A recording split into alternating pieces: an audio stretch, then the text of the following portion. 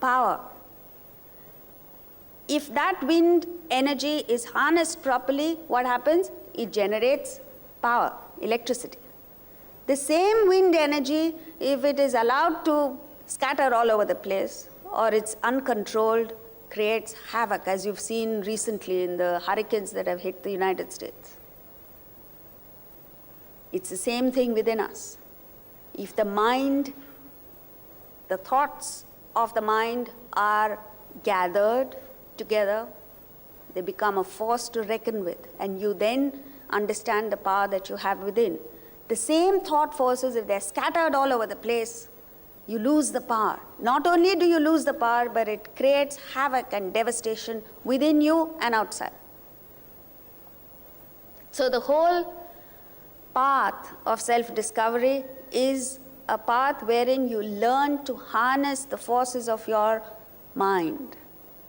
That is why in the Ramayana, it is said that Rama collected the monkey forces to overcome Ravana. Monkey forces represent thought forces. If your mind is in a scattered state, it's like when you're working with a computer and you're online. If you don't have a pop-up blocker, what happens? Every few seconds, some message pops up on your screen which you don't know, haven't asked for, you don't want, and it's a positive nuisance, right? So what do? You install a pop-up blocker so that you can carry on with your activities. It's the same thing within us. The mind, if it gets distracted all the time, all kinds of thoughts come and disturb you. You have decided to come here, you've decided to focus and concentrate on the Gita. While sitting here, the pop-ups come. What are the pop-ups? Oh, I left my keys somewhere. Or, oh, I don't know what we're having for dinner. Or something or the other. So what do you need? You need a pop-up blocker in your mind that allows you to concentrate on whatever it is that you have decided to focus on, and not allow extraneous thoughts to come and disturb you. So it is this gathered state of mind that we are working towards. The Bhagavad Gita confers 3 things, and this is the thing that Krishna repeatedly emphasizes to Arjuna right through the Gita. The 3 things that the Gita confers on us are success, material prosperity, the world. Second, inner happiness. There are a few people who've achieved prosperity, who've achieved success, but they're not happy with it. And there are a few people in the world who've achieved happiness, but they are not necessarily successful. The Gita confers not only success and happiness, but also spiritual development. To achieve success, we look for degrees, we look for connections, we look for all kinds of things. What the Gita says is, the key to success lies within yourself.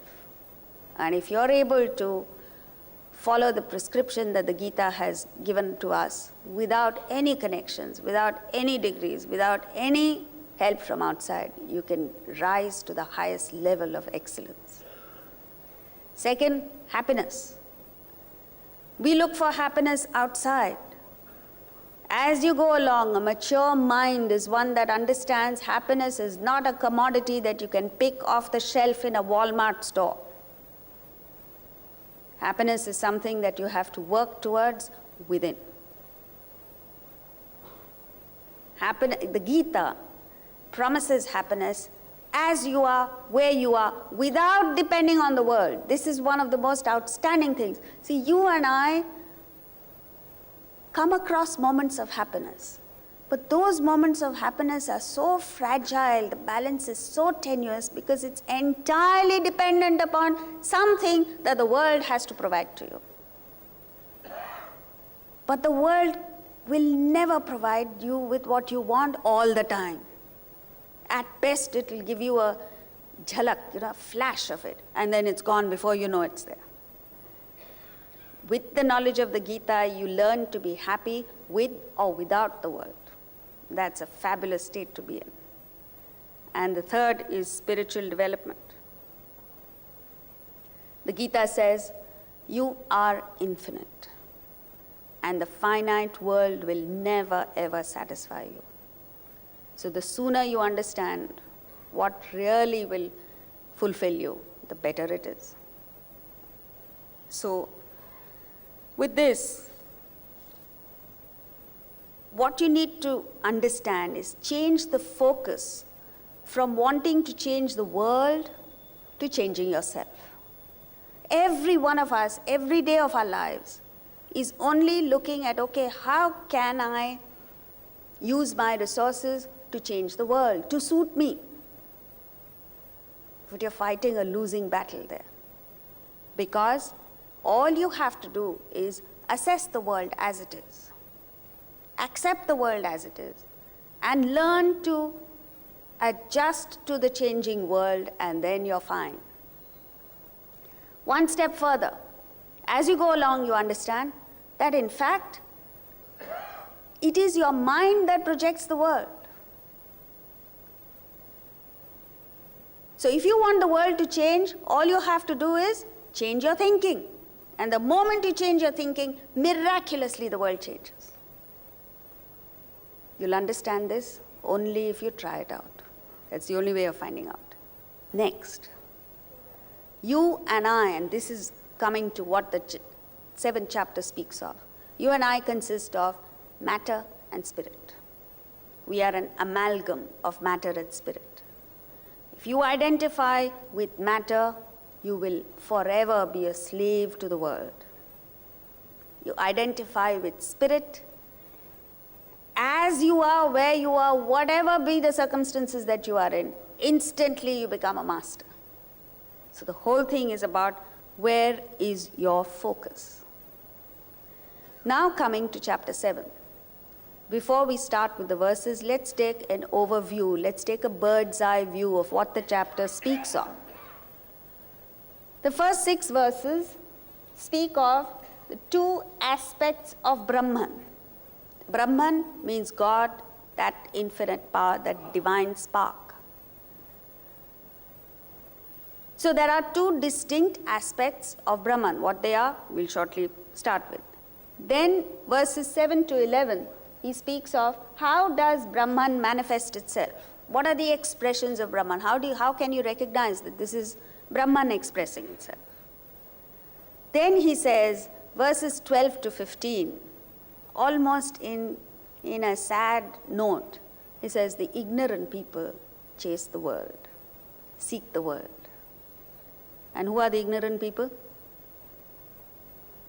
All of us.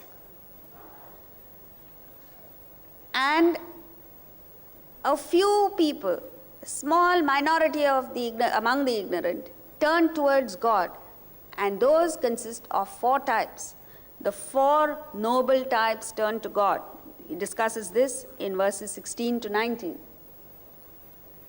Then he says, the ignorant obtain finite ends, 20 to 23. What he's saying is, for the same effort, for the same investment, for the same amount of work, when you can achieve the infinite, why are you settling for less? This is something that he can't understand. So he says, the ignorant, because they're chasing the world, they achieve only finite ends. Whereas the wise get liberated. Now, the next, after this, he says, why is it that the ignorant people are seeking the world? Why is it that all of us are chasing the world and are content with finite ends? Because Brahman is hidden. God doesn't appear before us and say with a label, I am God. You have to look. You have to look beyond the obvious. What is obvious is finite. You look beyond the obvious and you get to the infinite. But you and I don't have either the inclination or the wherewithal to look beyond the obvious. We get carried away by superfluous, superficial things, and therefore we remain ignorant. So, Brahman is hidden, and the wise people who are able to penetrate through the impermanent aspects of life get to the self, get the state of liberation. It's a beautiful concept, verses 1 to 30, right through. As we go along, you'll see the combination of intellectual appeal touched up with a little bit of devotion here and there, and it makes for such a complete knowledge. Chapter 7 particularly deals with, that's why it's entitled Knowledge and Wisdom, Jnana Vijnana Yoga. It doesn't leave you just with knowledge. It hammers it in till it becomes a part of you.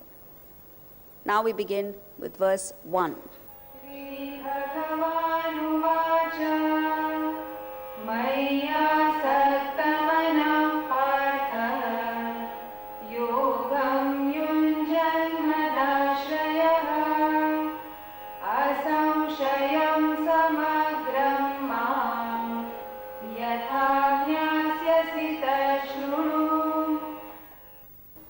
The blessed Lord said, "Listen, O Partha, how by practicing yoga with the mind intent on me, taking shelter in me, you can without doubt know me fully."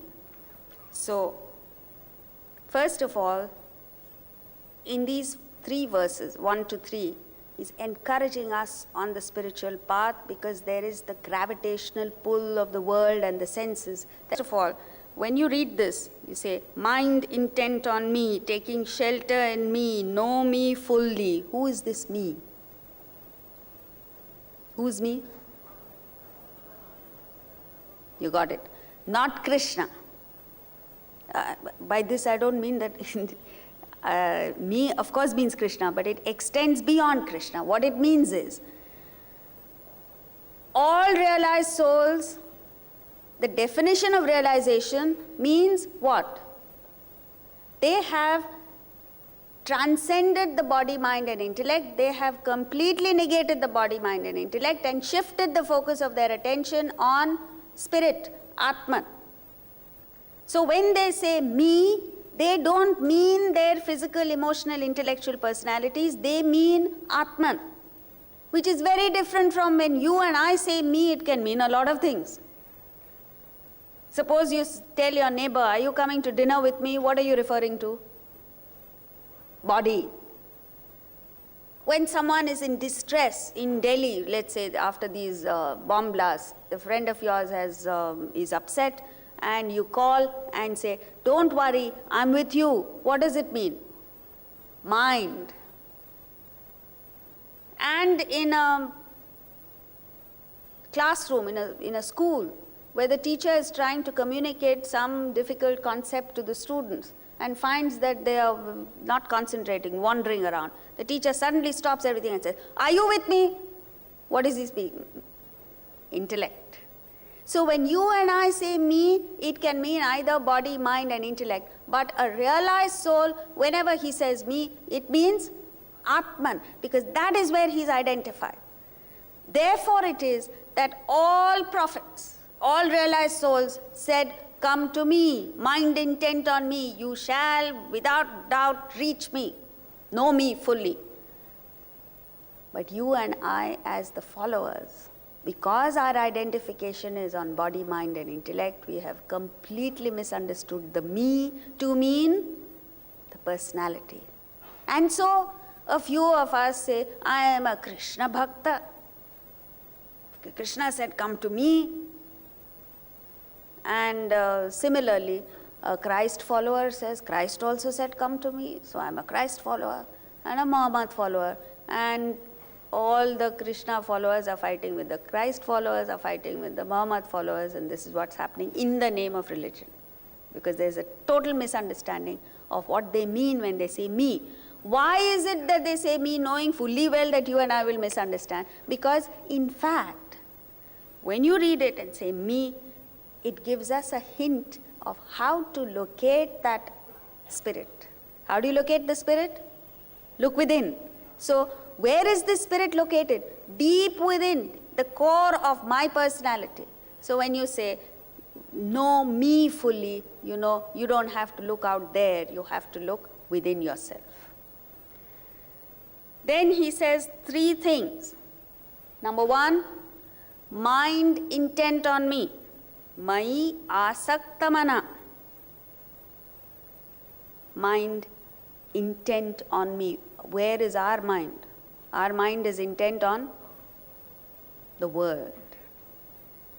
So that shift from the world to this voyage of discovery within is what he's speaking of. You know, in the Ancient Mariner, Samuel Coleridge speaks of a sailor who's gone out to sea and has learnt a lot of things through his own experiences. And when he's reached a certain level of development, spiritual development, enlightenment, when he comes back on shore, he sees 3 people going to a wedding guests. And he goes there and he holds one of the 3. He holds him with his skinny hand. And that guy says, "Oh, what are you doing holding me back? Don't you know the wedding is all set, the guests are met, and I am the relative of the bridegroom, and I have things to do in the world. Why are you stopping me?" So he holds him with his skinny hand and starts his narration. He gets irritated. He says, "Let me go. I have to go to the wedding." And then the poet says, he holds him with his glittering eye. The wedding guest stood still and listens like a 3 years child. The mariner hath his will. So it's about exposing yourself to the higher values of life. Unless you expose yourself to something different, or the higher values of life, when are you going to make this change? And where is the chance for us to expose ourselves to these ideas? Because we have all kinds of distractions. If you don't have, starting with the morning newspapers, all juicy gossip arrives in the papers. And then the internet, then intranet, then if you escape everything else, evening when you go back home, the TV hooks you. So where do you have the time or the inclination to expose yourself to higher values? You have to make the time. And then what happens? You completely shift. Mind intent on me. You have to change the direction of your pursuit, and that must be out of constant, consistent application. The second thing he says is, once you've changed the direction, you've got to hammer it in by practicing yoga, which is